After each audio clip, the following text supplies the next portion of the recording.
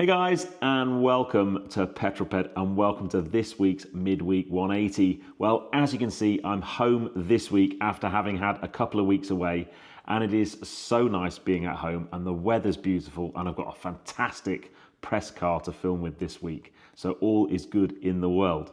But if you've not seen one of these before, this is my midweek update where I bring you my news, views, and information about upcoming reviews, all filmed in one take. Now, housekeeping from last week's Midweek 180. Malcolm Brew was leader of the pack, well done mate.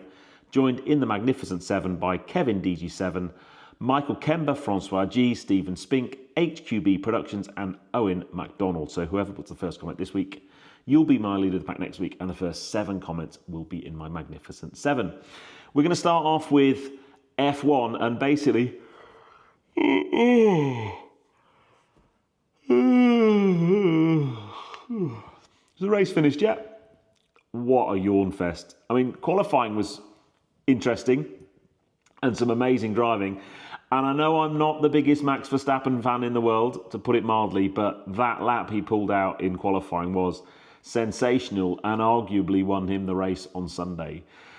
And I think the challenge we all saw, if you watch the race, I mean, I was watching it on record and I actually fast forwarded through it. I kind of fast forwarded till the pit stop window, watched the pit stops, and then they just settled back into a train and just fast forwarded most of it. It was very, very boring. And I think that's the challenge with Suzuka as a circuit. It's a spectacular circuit for the qualifying. And you look at some of those corners, 130R and so on, where they're turning into a corner, flat chat, no lift, turn in, full commitment. Phenomenal.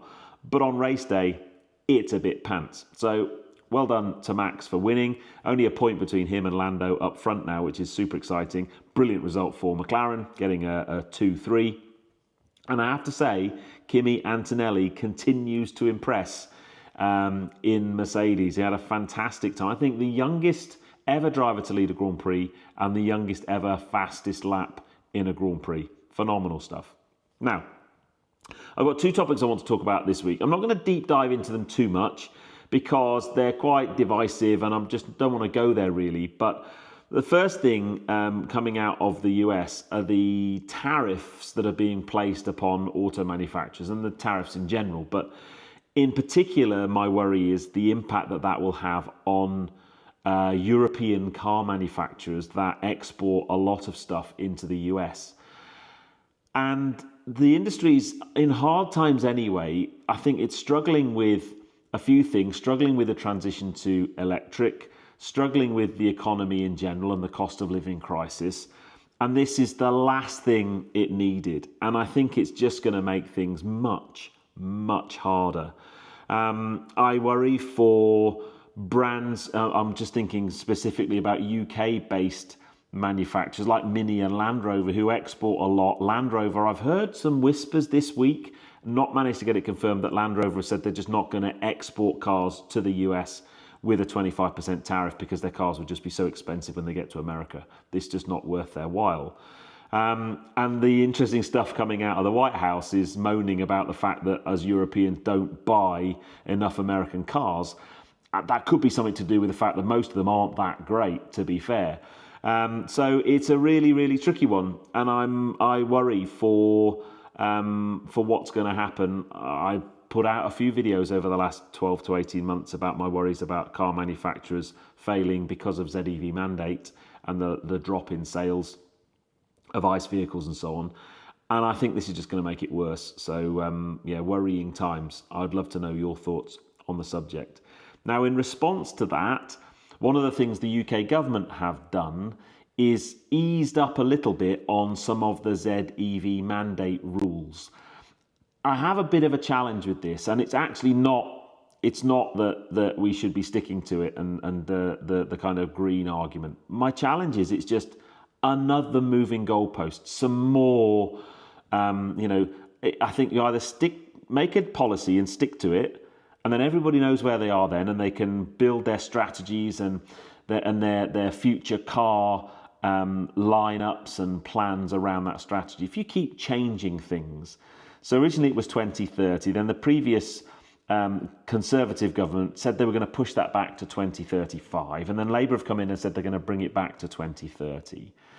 And then our Prime Minister said this week that they're going to relax a few things. So at the moment, for every car that a manufacturer misses the ZEV mandate by, which remember goes up in terms of percentage this year by quite a lot, and they only just hit it last year by basically pre-registering lots of cars in December, that fine was £15,000. They've reduced that to £12,000. Woohoo, whoop-de-doo. I don't think that's going to make any difference at all.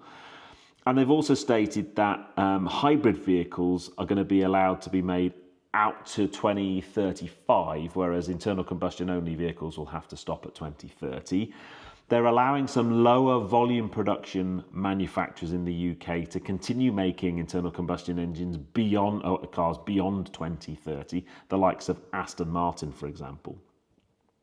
But I think what they actually need to do, because I'm not so sure that that announcement and those measures is going to do anything really. It's certainly not going to do anything to counteract the impact that the US tariffs are going to have. I think that's so massive that they're just kind of, they're just tinkering at the edges. I think what they need to do is take a brave pill and sit down with the manufacturers, and whether that's done at a UK level or whether that's done at a European level, even though we've left Europe, I think it's a big enough thing for us to basically work together on and really get to grips with what's happening.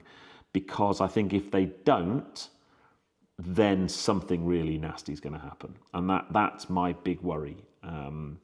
We've got new manufacturers, new brands coming in from China offering good quality electric vehicles at a fraction of the price of the legacy manufacturers. And I can see the way consumers are going. If times are tough, if the cost of living crisis gets worse, if the whole the impact that the US tariff wars are having on the global economy is going to be a cataclysmic thing, and I think it's going to hit us all very hard in our pockets, and therefore people are going to have less money in their pockets, and when they come to buy a new car will become more and more cost conscious, and therefore the Chinese brands that are coming to market will become more and more attractive, and that will absolutely scupper the traditional European manufacturers. So I really think that I just don't think the government have got a clue what they're doing. And I think something needs to happen. So yeah, again, what are your thoughts? I'm quite concerned about what's going to happen over the next 6 to 12 months, but actually maybe even longer term than that. Actually, as the ZEV mandate starts to kick in even more towards the back end of this decade. Anyway, trying to do that without being too political. We'll see if I manage that one.